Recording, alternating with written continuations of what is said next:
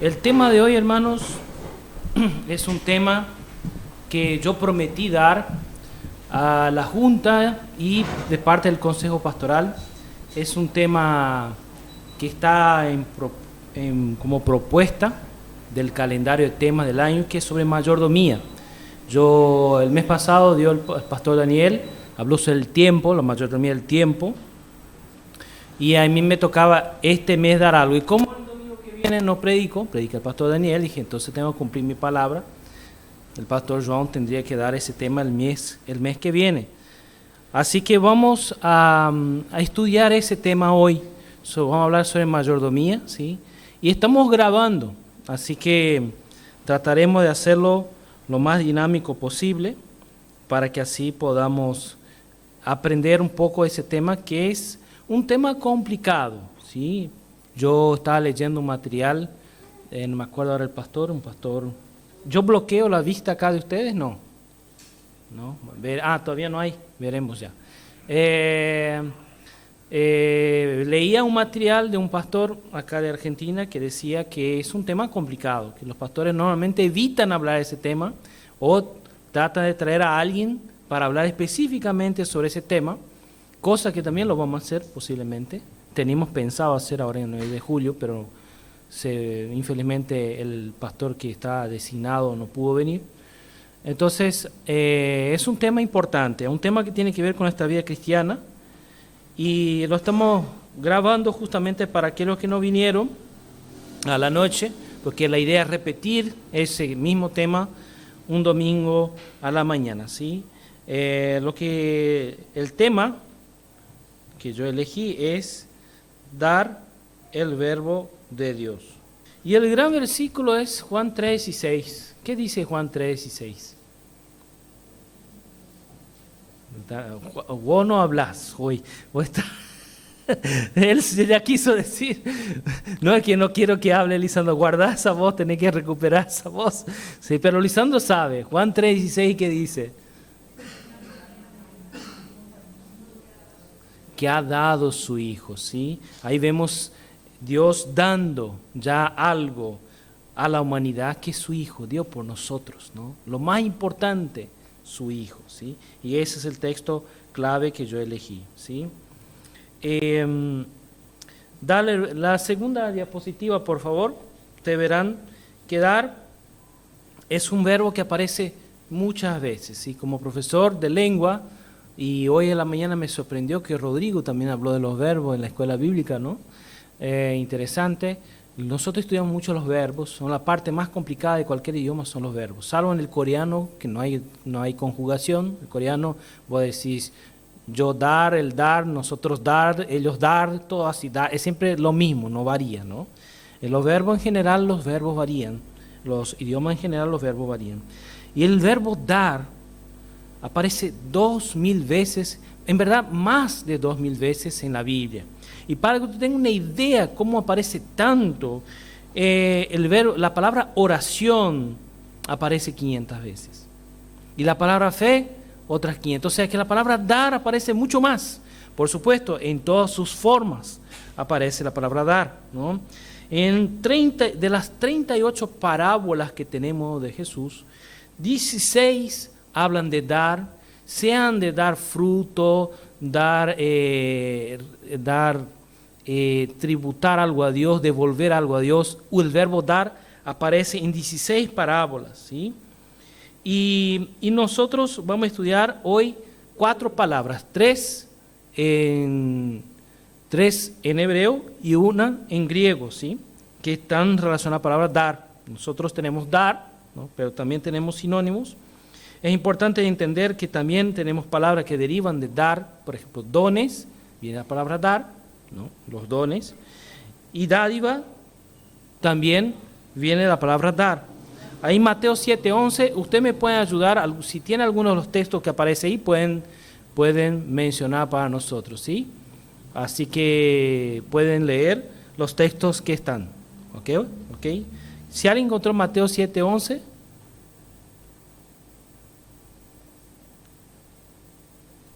o Romanos 6:23. Pues nosotros,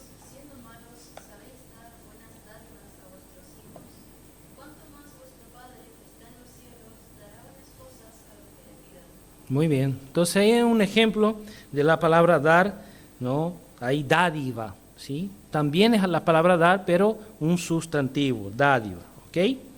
Bueno, la próxima, por favor.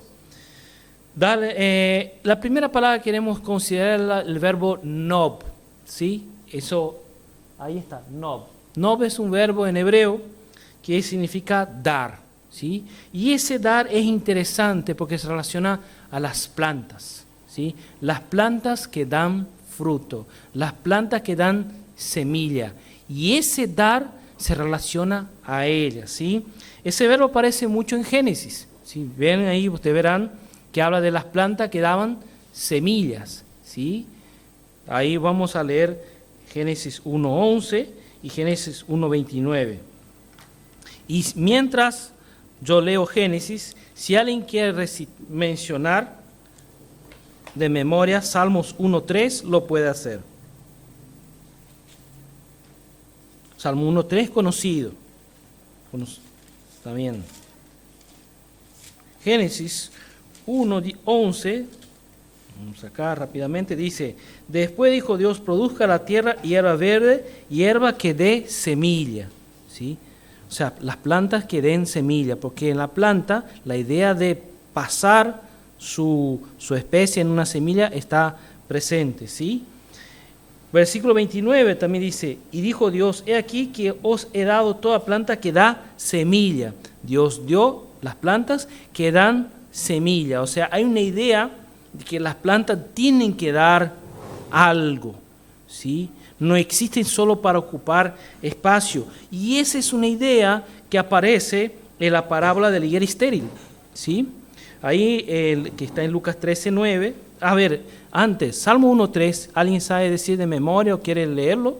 Será como árbol plantado junto a corrientes de agua, que da su fruto en su tiempo y su hoja no cae, y todo lo que hace prosperará. Que da su fruto en su tiempo. Entonces la planta es un ser, ¿no? Podemos decir así, que está predispuesto a dar fruto y con él semilla, ¿sí? Entonces, y ahí está el verbo nob, relacionado a las plantas, ¿ok? En Lucas 13:9, que habla la parábola de la higuera estéril, nos cuenta lo siguiente, que había un hombre que tenía una higuera que no producía fruto. Entonces, ellos deciden qué van a hacer, ¿no? Y ahí alguien dice, cortamos. No cortamos, cavamos un poco alrededor, abonamos, cambiamos la tierra y le damos un plazo más para que dé fruto. Y si no da fruto, cortamos, que es el versículo que está, el versículo 9 del capítulo 13. Y si diere fruto, bien, y si no, la cortarás después. Aunque la palabra ahí no es no, porque está en el Nuevo Testamento, y el Nuevo Testamento está en griego, es la misma idea. La idea de que la planta tiene que dar fruto, y con ese fruto la semilla que lleva consigo la especie misma de la planta, ¿sí? Entonces vemos ahí la primera idea del verbo dar, la continuidad de la vida, la continuidad del privilegio de Dios, del regalo de Dios. O sea, Dios creó las plantas, creó la naturaleza, y para que pueda permanecer todo es necesario que ellos den, ¿sí? O sea, las plantas están convocadas a eso. Por supuesto, los animales también, pero las plantas tienen un verbo específico que es no. ¿Está bien? ¿Quieren hacer una pregunta rápidamente así? ¿No? Otro verbo, el segundo verbo relacionado a dar es yahab, ¿sí? Ahí aparece, ¿sí? También es dar, pero es otro verbo. Los idiomas antiguos tienen muchas palabras o muchos verbos para la misma cosa. Los idiomas más recientes tenemos pocos, ¿no? Ellos tenían muchas palabras porque especifican las acciones. Y yahab es tributar, reconocer la grandeza, o sea, algo que vos sos. Si vos ves la grandeza de ese rey, de ese pueblo, de esa nación, fíjate que ahora está pasando la película Troya, ¿no es cierto? Que algunos de ustedes ya vieron, otros van a ver, o ya leyeron el libro. Los griegos como no puede vencer a los troyanos, hace un caballo, ¿no? Y los troyanos pensaron que era un regalo en reconocimiento de su grandeza. En verdad era una trampa. Pero era costumbre en aquel entonces, cuando vos sos, ¿no? vos sos vencido, vos haces un regalo en reconocimiento a la grandeza o del rey. Vos ibas a la corte de un rey y en reconocimiento a su posición tributabas al rey que vos visitabas, ¿no? Eso está en Isaías 60:11, ¿sí? Eso está también en Génesis capítulo 4, la idea de reconocer a Dios a su grandeza, dar a Dios su grandeza, reconocer a Dios a su grandeza, ¿sí?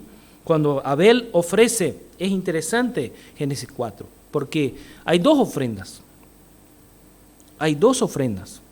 y la de Abel es recibida con gozo de parte de Dios, y la de Caín no, y no era porque era de la tierra, sino porque no era lo mejor como Abel lo había ofrecido, ¿sí? Entonces vemos acá que hay un reconocimiento del lugar y la figura de Dios en ese verbo cuando hablamos de dar, ¿sí? Acá hay un proverbio que dice, Proverbio 23:26, dame, hijo, tu corazón, ¿sí? ¿Quién lo tiene ahí abierto? ¿Quiere leer? Si no, leo yo.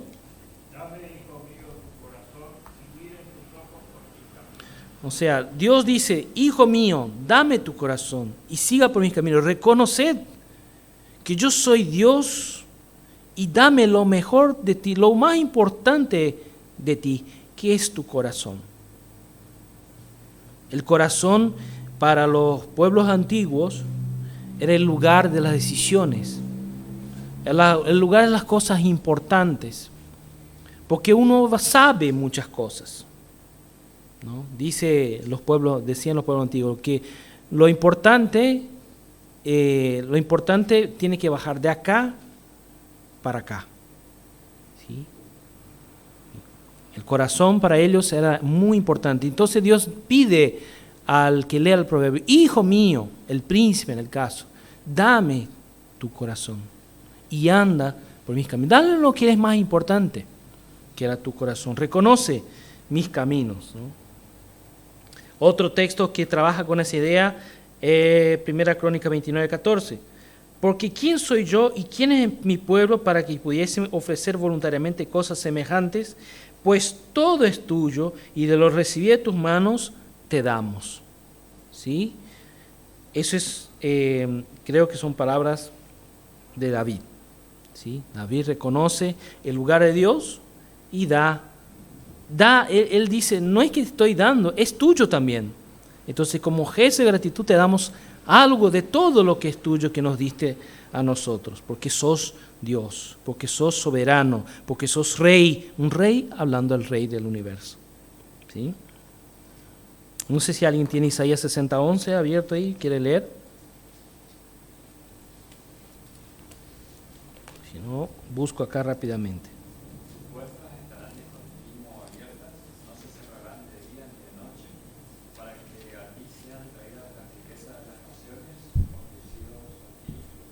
Muy bien. Traída la riqueza de las naciones. Ahí también es el verbo, aunque sea traído, es las naciones den sus riquezas a ti, en reconocimiento de tu grandeza, ¿sí? El verbo Yahab. ¿Ok? Otro verbo que aparece es el verbo Natán. Y es interesante porque Natán es un nombre, ¿no? En la Biblia es un nombre, hay gente que se llama Natán también, y también es un verbo, ¿sí? Es un verbo. Y Natán es dar, pero tiene el sentido de regalar, ¿sí? Cuando uno regala algo a alguien como un gesto de cariño, de aprecio, ¿sí? Dios, o sea, no es algo que tiene que ver como un tributo a un rey, sino algo más personal, algo que se da de manera gratuita o porque hay amor, hay un reconocimiento más íntimo, ¿sí? Natán quiere decir eso, ¿sí? Por eso que Natán también podría decir que significa regalo, ¿sí? Entonces un buen nombre, ¿no? Natán, regalo, ¿ok? Que los verbos también en esos idiomas también pueden ser sustantivos también, Natán, ¿sí? Y ahí vemos algunos versículos. Yo voy a leer Deuteronomio 11:14. Daniel 2:21 dice que Dios da sabiduría a cualquiera que le pida. ¿sí? Santiago también lo dice, pidan sabiduría de Dios, que es bueno para dar a todos los que le piden, ¿sí? Deuteronomio 11:14, vamos a buscar acá rápidamente. Acá, yo daré la lluvia de vuestra tierra a su tiempo, la temprana y la tardía, y recogerás tu grano, tu vino y tu aceite. ¿Por qué Dios da la lluvia en su tiempo? Porque Dios quiere a su pueblo, porque Dios ama a su pueblo. Dios no tiene obligación con su pueblo. Puede dejar que las lluvias sigan su curso natural, pero Él, por amor a su pueblo, por querer a su pueblo, regala la lluvia, ¿sí? Esa es la idea del texto, ¿sí? También ahí tenemos 1 Reyes 5:12, que habla de Salomón, ¿no? Que Dios regaló sabiduría a Salomón, ¿sí? Pida lo que quieras y yo te daré. Y Dios regala sabiduría a ese rey, que no era un atributo de todos los reyes, ¿eh? Hubo reyes muy torpes, ¿no? Y Salomón, en su principio ya de sabiduría, de inteligencia, pide lo más importante para un gobernante, sabiduría, ¿sí? Y esa sabiduría es comprobada en que en una situación de crisis, cual tiene que juzgar entre dos mujeres, que ambas decían ser madres. Ahí demostró que había recibido de Dios sabiduría. Dice, el Dios que hizo el mundo y todas las cosas que en él hay, siendo Señor del cielo y de la tierra, no habita en templos hechos por manos humanas, ni es honrado por manos de hombres como si necesitase de algo, pues Él es quien da a todos vida y aliento y todas las cosas. Palabras de Pablo a los atenienses, Hechos 17, 24, 25. Dios da de manera, regala a todos los hombres, incluso a aquellos que no lo conocen, para que puedan en ese mundo tan hermoso desconfiar, ver, quedar ahí con como dice, no sé cómo decirlo en español, con la intriga de que ese mundo hermoso hay un Dios que le está regalando cosas, ¿sí? Nathan, ¿ok? ¿Alguna pregunta? El cuarto verbo, y ahí ya vamos al griego, es didomi, ¿sí? Y ese verbo varía un montón en el Nuevo Testamento. Tiene, por ejemplo, me acuerdo que tiene la palabra docte, ¿sí? O otras palabras, edocne, y así varía. Un verbo bastante irregular, como también el verbo dar en nuestro idioma, ¿sí? Idioma español o portugués.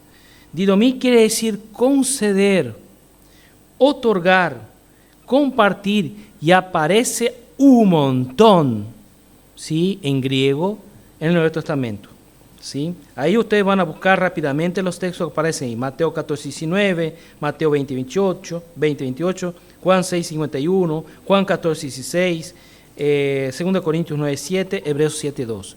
Todos esos textos aparece el verbo didomir, conjugado, variado, etc. Si lo encuentran ahí, vamos a leer 2 o 3 y así vamos avanzando.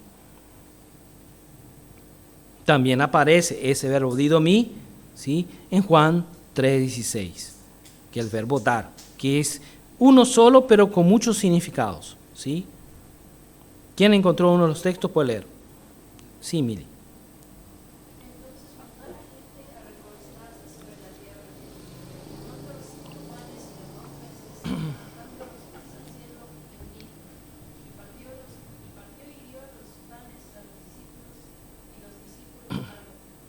Muy bien, ahí Jesús dio los panes a los discípulos, compartió el pan y ellos después dieron a los discípulos. Y es el verbo didomi, ¿sí?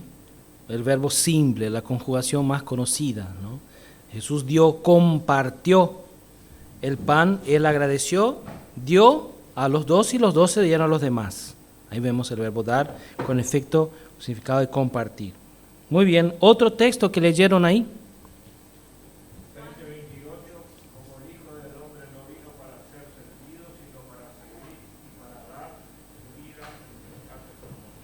Para dar su vida en rescate por muchos. Vino a dar. Él mismo dice que yo tengo potestad sobre mi vida, yo la doy cuando yo quiero, ¿sí? Dar, ¿sí? Conceder, entregar de manera voluntaria. Otro texto de los que aparecen ahí. Juan 6:51.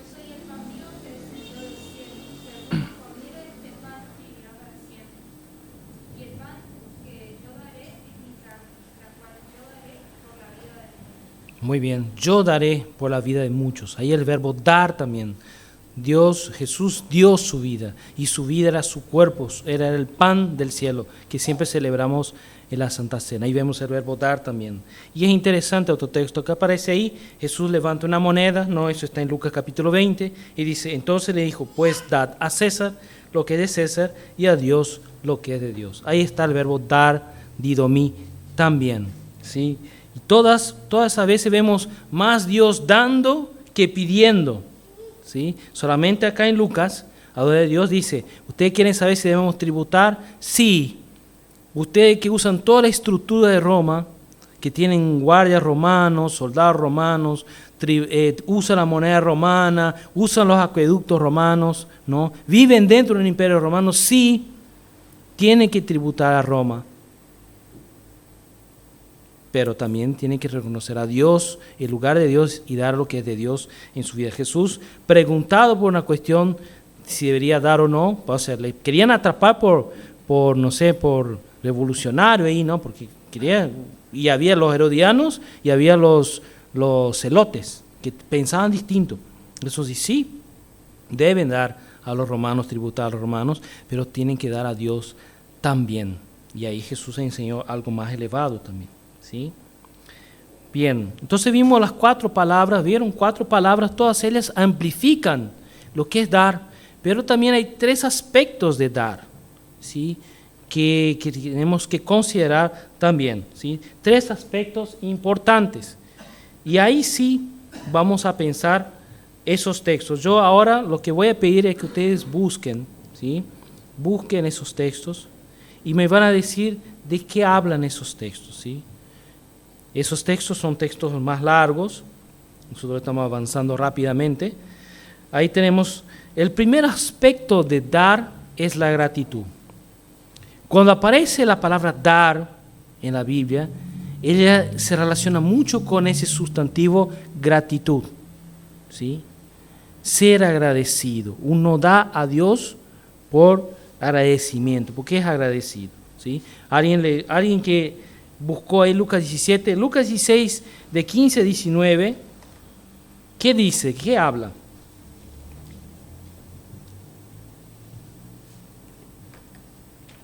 Entonces uno de ellos, viendo que había sido sanado, volvió glorificando a Dios a gran voz y se postró rostro en tierra a sus pies, dándole gracias. Y este era samaritano. Respondiendo Jesús le dijo, ¿no son 10 los que fueron limpiados? ¿Los 9 dónde están? No hubo quien volviese y diese gloria a Dios, no este extranjero. Le dijo, levántate, vete. Muy bien. Ahí vemos que el agradecimiento, ¿sí? Ahí eran 10 leprosos y uno de ellos era samaritano y solo uno agradeció, ¿sí? Ahí vemos el aspecto del agradecimiento. Todos recibieron igual, pero solo uno agradeció y dio gracias. Y era uno no judío. Y eso es lo interesante de esa historia. Todos recibieron igual. Dios fue bueno con todos, pero el agradecimiento, solo uno. Y ese uno no era del pueblo de Israel. Bueno, era también, pero era un samaritano, ¿sí? Lucas 7 también habla de gratitud. Es un texto más largo. Yo voy a leer solamente el versículo 47, que habla de la mujer que lava los pies de Jesús con sus cabellos, ¿sí? Ella llora y seca los pies de Jesús con sus cabellos, ¿sí? Y el versículo 47 dice, por lo cual te digo que sus muchos pecados le son perdonados, porque amó mucho, mas aquel a quien se le perdona poco, poco ama. Jesús habla ¿a quién acá? Al fariseo. Vos no me diste beso, no me lavaste los pies, no me diste toalla, no pude lavar, pero esa mujer desde que yo recibí, con sus lágrimas me ha lavado los pies y ha secado con sus cabellos. Y ahí vemos una gratitud. Ambos habían disfrutado de Cristo, pero esa mujer había sido más perdonada, se sentía más perdonada y era mucho más agradecida a Dios, ¿sí? También vemos acá que el versículo 37 dijo, trajo un frasco de alabastro con perfume y derramó sobre Jesús. Y acá esa mujer, que no sabemos su nombre, es el personaje principal por su gesto de agradecimiento hacia Cristo, ¿sí? Muy bien, un aspecto es la gratitud. Otro aspecto es la administración. Cuando hablamos de dar, uno tiene que tener para poder dar. Aunque sea obvio, es algo que está vinculado, ¿sí? Si uno no tiene, ¿cómo va a dar? Y acá tenemos algunas parábolas que hablan de eso. Lucas 16, de 1 a 15, habla de eso. Y Mateo 25, 15 también habla de eso, ¿sí? Voy a buscar Lucas 16, voy a mencionar. Y alguien que quiera leer Mateo 25, 15, lo puede leer. Hermanos, son aspectos relacionados al tema que estamos tratando hoy, ¿sí? Tal vez ustedes dicen, no están relacionados al verbo dar, no, pero están relacionados al tema que estamos tratando, ¿sí? Lucas 16, de 1 a 15, habla de la parábola del mayordomo infiel, ¿sí? Un hombre injusto, pero en la amenaza de perder su función, su trabajo, ¿qué hace él? Llama a los deudores de su patrón, ¿no? Y dice, ¿vos debés cuánto? 10, ponele 6 y pagame 6. ¿Vos debés cuánto? 20. Bueno, tachá 20, pagame 15. Negocia la deuda del patrón, que lo iba a echar. Y cuando el patrón llega y dice, ¿qué son esas cosas acá? No, yo negocié tus deudas, ahí está. Y él dice, buen siervo. Porque ese mayordomo que era malo, resuelve un montón de deudas que era imposible de cobrar, ¿no? Sabemos que hay empresas que se dedican a eso, que compran deudas de otros, ¿no? Deudas perdidas, y van después, cobran algo y así ganan, ¿no? Hay países que hacen eso también. Ese mayordomo hace eso, negocia y gana para su patrón. Y acá es muy interesante porque esa parábola tan rara habla de administración, ¿sí? Acá, a ver, voy a leer el versículo. A ver, ¿dónde estaba? Acá, el versículo 10 dice, el que es fiel en lo muy poco, también en lo más es fiel, y en lo que muy poco es injusto, también en lo más es injusto. Pues si en las riquezas injustas no fuiste fieles, ¿quién confiará en lo verdadero? Entonces Jesús habla de la administración acá, que lo que tenemos tiene que ser para lograr cosas para Dios también. Y acá esa parábola habla de administración, de mayordomía, ¿no? Mateo 25, 15, ¿qué dice?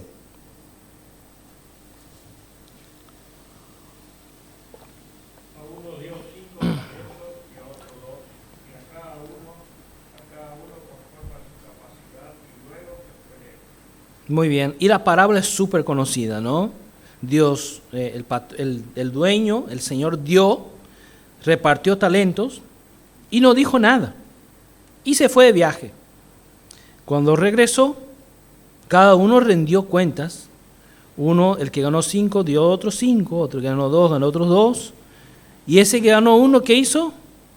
Devolvió 1. ¿Y qué escuchó del Señor? Qué bueno, me diste 1, está bien, acá 1, estamos. Dice, no, dale ese un talento que correspondía a 30 kilos de oro al que tiene 5, porque ese sabe administrar y me puede hacer rendir esto. ¿Sí? Y eso es mayordomía. La idea de mayordomía también está en esa parábola, que lo que Dios nos da tiene que ser administrado para que pueda multiplicarse y servir para el beneficio de nuestro Señor. Pero ¿cómo vamos a tener si no administramos?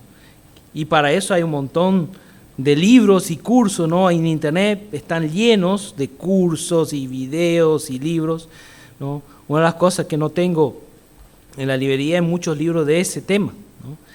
Pero es impresionante cómo la gente busca esos libros, ¿no? Cómo administrar, cómo, ¿no? Sí. ¿Querés decir algo, Sergio?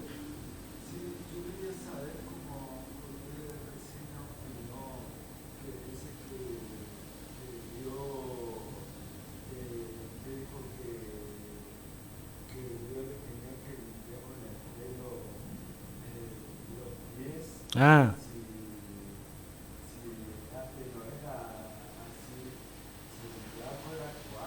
Sí, esa es la otra historia.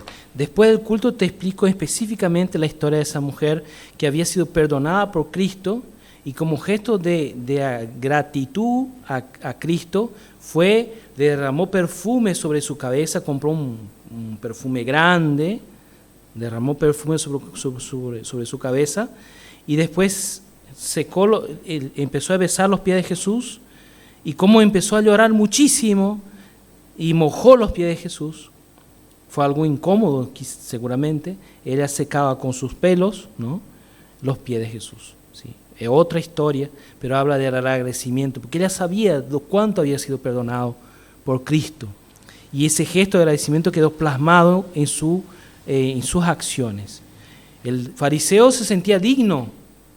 No lavó los pies de Jesús, no ofreció agua, nada, porque se sentía digno. Pero la mujer que sabía lo que Dios había hecho en su vida, que Cristo había hecho en su vida, ella sí fue agradecida. Otro tema es el costo, o coste, no sé cómo debería escribir ahí, ¿sí? Costo, ¿sí? Cuando vamos a dar algo a Dios, hermanos, tenemos que entender que no es de lo que sobra, sino algo que de cierta manera nos cueste, ¿sí? Mateo 12 es el texto clásico. Marcos capítulo 12, 41 a 44, cuenta la historia de la viuda, ¿sí? Dice así: estando Jesús sentado delante del arca de la ofrenda, miraba como el pueblo echaba dinero en el arca, y muchos ricos echaban mucho. Y vino una viuda pobre y echó 2 blancas, o sea, 1 cuadrante. Entonces, llamándolo a sus discípulos, le dijo: de cierto os digo que esta viuda pobre echó más que todos los que han echado en el arca.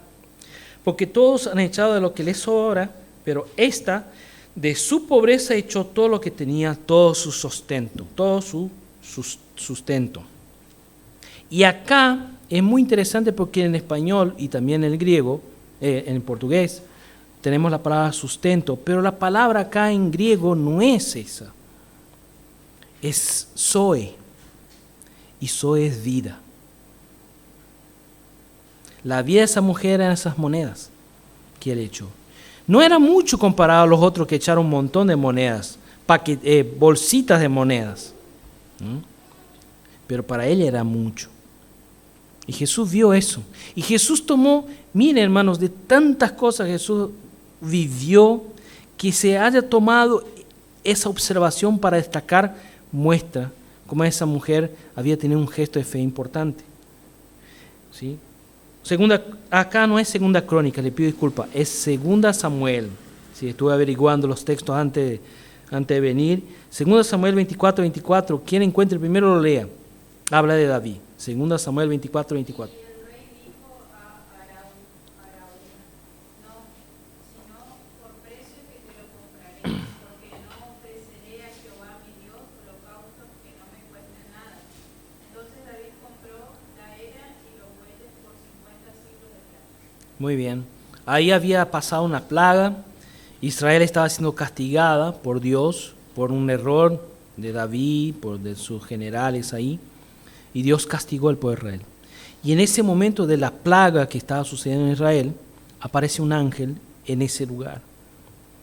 Y David dice: no, ahí vamos a sacrificar a Dios en gratitud por no haber destruido a nuestra nación. Porque diezmó la población, pero no la destruyó. Y en gratitud a Dios vamos a ofrecer un sacrificio en ese lugar. Y cuando él quiso hacer el sacrificio, ¿qué dijo el dueño de ese lugar? No, David, tomá, es tuyo. Yo entiendo que es importante y te doy. Te doy el lugar, te doy los bueyes, te doy la leña, todo. Y David dijo: no, yo quiero sacrificar algo que me cueste. Entonces, hermanos, acá vemos 2 textos, podría elegir otros más, que hablan de la ofrenda como algo que tiene que costar. Si cuesta, es la ofrenda, de hecho, ¿no? Es algo que está dentro, no es la limosna. La limosna nosotros damos a alguien que nos pide, pero a Dios tenemos que costar. Ahí hablamos quizás de valores, ¿no? 10, 11, 22, 5, no sé qué te cuesta.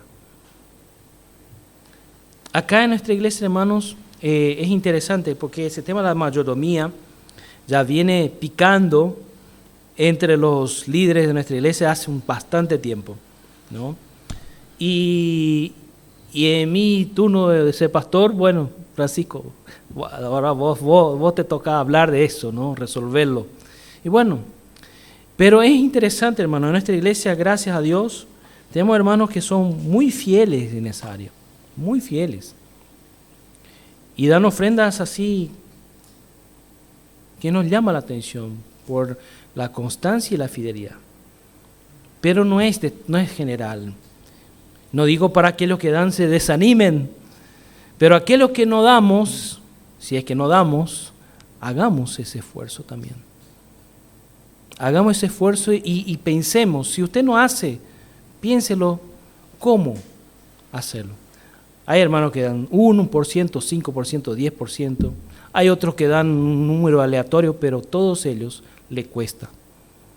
Le cuesta, como dijo Noelia en la charla acá, ¿no? Separar algo al inicio del mes y eso voy a separar para mi ahorro y también para Dios, por supuesto.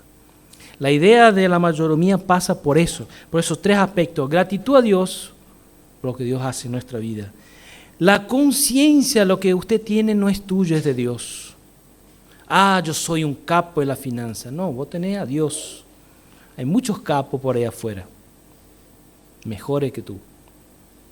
Tal vez ese Buffett sea un capo, ¿no?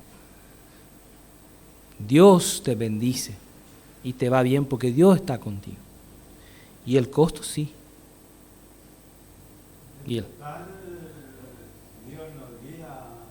Dios no pide, en el Nuevo Testamento no tenemos un valor exacto, pero históricamente la mayoría de los hermanos dan un 10%, ¿sí? Hay otros que dan más, hay otros que dan menos. Lo que importa, hermanos, es entender el tema del costo. No es lo que sobra, es el costo, ¿sí? Entienda, hermanos, que en muchas organizaciones seculares la gente está comprometida con eso. Yo no puedo hablar mucho de Argentina, pero en Brasil hay partidos políticos, hay sindicatos, organizaciones criminales, a donde cuando uno ingresa, ellos te controlan cuánto ganás y te sacan y ahí descuentan en tu sueldo, ¿sí? En otros países también se descuenta, después uno le elige para qué iglesia va, ¿no? Directamente. El tema del costo, hermanos, es algo que debemos entender. Para finalizar, quiero dejarles algunas preguntas, ¿no? Algunas preguntas. Y también un desafío, si les pareció interesante esa prédica, porque esa prédica yo voy a predicar a la mañana, ¿sí? Eso tengo un compromiso a la mañana. Pero si ustedes creen que valdría la pena predicarla otra vez a la noche, ya que somos pocos, hablen conmigo, me den una palabra así, Francisco, me gustó predicar otra vez, aunque va a ser repetido, predicar otra vez. Yo estaré esperando, yo puedo esperar un número de personas que me digan para poder hacerlo o no. Las preguntas que dejo es, ¿pensaste que tus ofrendas también son tus frutos? Uno piensa que los frutos que uno tiene que dar son las acciones, ¿no?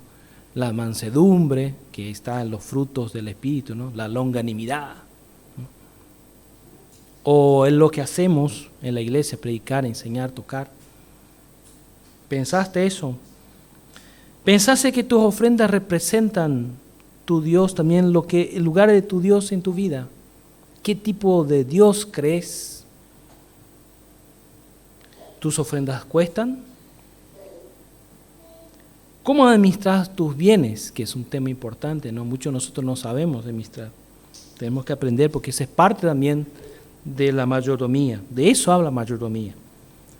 ¿Cómo demuestras tu gratitud? Una pregunta retórica. Todas son preguntas retóricas. ¿Dios ha sido bueno contigo? Y ahí quiero que el que encontró Deuteronomio 8:18 lea. Deuteronomio 8:18 es un versículo muy interesante porque yo he leído algunos libros sobre la historia del pueblo de Dios en Argentina, más que de Brasil, pero en Argentina he leído mucho sobre los que emigraron y vinieron de Europa, vinieron de otros países, ¿no? Y tuvieron que empezar acá, ¿no? Sin nada, ¿sí? Me acuerdo que en un libro acá de Misiones figura la historia de un pueblo que le dieron unas tierras allá por Yapeyú adentro. Tuvieron que andar casi un día entero para encontrar su propiedad. Bajaron en Oberá, en la terminal allá por el año 40, 30, no sé, tal vez antes. Y llevaron a Yapeyú, era un monte, todo, y dijeron, bueno, ahora el colectivo dejó hasta donde podía y dijeron, vamos, ahora le voy a mostrar. Andaron toda la mañana por el monte, y cuando llegaron al medio del monte mismo, no era así un pasto, así con monte. Y ahí el fiscal del gobierno dijo, ven aquel mojón blanquito allá, bien. Ven aquel otro en el monte, árbol, así. Ven el otro allá, bien. Y el otro, bien. Ahí es de ustedes. Hagan lo que quieran. No había agua, no había nada. Ahí es de ustedes. Quédense acá, me voy. Se fue. En el medio del monte. La gente empezó a llorar. Decían entre ellos, ¿no? Dios nos trajo al fin del mundo. ¿Qué vinimos a hacer acá? Y llegó la noche, los animales empezaron a hacer ruido.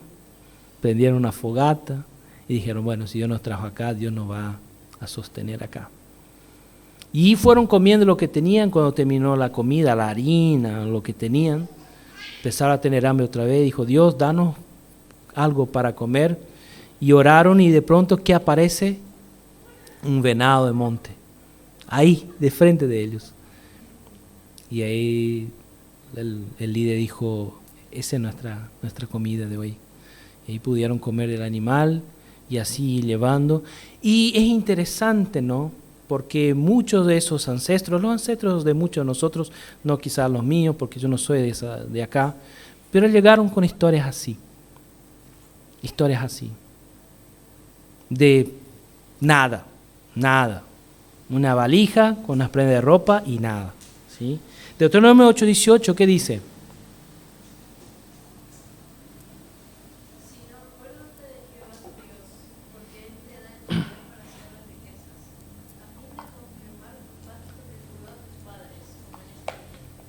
Muy bien. Dios te dio, no es que vos te hiciste rico por tus capacidades, sino porque Dios te dio esa capacidad y está contigo. Dios te da las cosas, Dios nos da lo que tenemos, es de Él. Y acá Dios habla al pueblo, un pueblo recién, que todavía no había conquistado la tierra, Él todavía no había conquistado, conquista con Josué. Cuando ustedes tienen esa tierra y empieza a ir bien y empiecen a crecer y a prosperar y todo, ¿no? No piensen que es por ustedes, porque son unos capos, son unos máster en economía. No, es porque yo estoy con ustedes. Y no se olviden, no se olviden. Es muy interesante que yo he visto algunas historias repetirse, ¿no? Que es hijos y nietos de grandes hombres de Dios que después no siguieron su mismo camino y derrocharon la riqueza de esos hombres y mujeres de Dios en unas pavadas olímpicas. Triste, porque Satanás también mira eso. Y otros que pudieron dar y no dieron. Y cuando pasaron sus bienes a sus descendientes, estos hicieron cualquier cosa, pero tampoco dieron. Hermanos, tenemos la posibilidad de dar a Dios acá. ¿Quién garantiza, no? Ojalá que mis hijos, ¿no?, sigan los caminos de Dios y aprendan ese principio de ser parte del reino de Dios también en esa área. Porque el reino de Dios se hace con eso. Quizás nosotros, la mayoría no, pero los que son de más de antes, ¿se acuerdan que antes no eran sillas así, no? ¿Qué eran? Bancos amarillos, ¿no? Eran unos bancos amarillos, ¿no es cierto, hermano Oviedo, Marta? De madera, ¿sí? Eran unos bancos duros. Y ahí empezó Pastor John a comprar las sillas. Una a una, cada uno compró una silla. Después fueron comprando más sillas. Ahora las sillas ya están viejitas, ¿no? Y así fue, ¿no? No había techo ahí, ahora hay techo. Jugamos fútbol en la canchita ahí. Dios nos fue dando cosas y seguirá dando, porque Dios es bueno. Y porque Dios es bueno, Él quiere que nosotros podamos devolverle, ¿no? De manera constante, regular, pero no lo que nos sobra, sino algo que nos cueste. Romanos 8:32, y con eso termino, dice: el que no escatimó ni a su propio Hijo, sino que lo entregó por todos nosotros, ¿cómo no nos dará también con Él todas las cosas? O sea, la Biblia quiere decir acá lo siguiente: que Dios quiere darnos todas las cosas. Y hay que dar la pregunta, ¿por qué no da? ¿Quiere decir algo, Mili? Diga.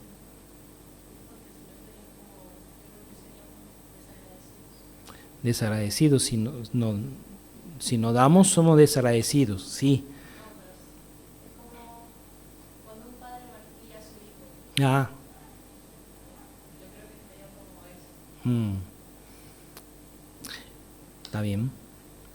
Pero también podemos pensar que uno pone, como en la parábola de los talentos, ¿no?, alguien para administrar lo que tiene, que justamente puede entregar eso a Dios. Hay muchos hermanos que participan muy activamente en esa área, hermanos. No solo con lo que hacen, porque eso también es dar, pero también con lo que tienen. Son anónimos, desconocidos, en muchos lugares. Y yo les quiero decir algo, les quiero hacer un poco de catarsis. Acá están todos muy tristes por lo que pasó hace un par de horas, ¿sí? Pero nosotros como pueblo brasilero, en las últimas mundiales, hace muchos años, que la gente en el mundo, por el fútbol de Brasil, ¿no?, nos recibían. Los brasileros se transformaron en el pueblo que más envió misioneros en el mundo por el tema del fútbol. Mandamos misioneros a Arabia, mandamos misioneros a China, profesores de educación física, que dijo: yo soy brasilero, voy a enseñar a los chicos a jugar fútbol. Sí, venga. Venía, y ahí los árabes pagaban, los profesores, los chinos, ¿no? Porque el fútbol, ¿no? Hablaba el misionero que va a venir acá, no nuestro Rodrigo, otro Rodrigo va a venir ahora en agosto, que los en Boán le encanta el fútbol. Todas las aldeas en Boá hay una cancha de fútbol, ¿sí? Entonces el fútbol es un lenguaje universal. Y nosotros entramos en muchos países que el Estados Unidos no entraba, Inglaterra no entraba por el fútbol. Quizá nuestro tiempo como brasileños terminó. Tal vez, ojalá no. Ojalá consigamos alguna estrellita, pero ustedes crecieron muchísimo en esa área. Y no hay un lugar del mundo donde no se habla del pueblo argentino en ese aspecto, ¿no? Yo creo que el pueblo de Dios en Argentina puede ser grandemente utilizado, primeramente en América, porque comparte un idioma que todos hablan, y después en el mundo, por el tamaño conocimiento que se dieron en los últimos años.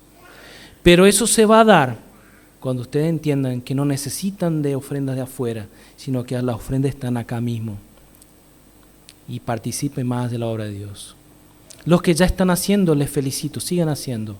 Y los que no hacen, piensen, Dios te quiere utilizar en su reino. Y no dudo, porque hay hermanos que lo han testificado, que cuando empezaron a participar de manera más activa, Dios les dio más para poder compartir más. Pero uno tiene que administrar. Dios no quiere, ¿no?, sacarte todo de nosotros. No le voy a pedir como hacen unos pastores en YouTube ahí. No es eso. Es una cuestión de participación. Poder participar o no de la obra de Dios en esa área. Hermanos, con eso termino.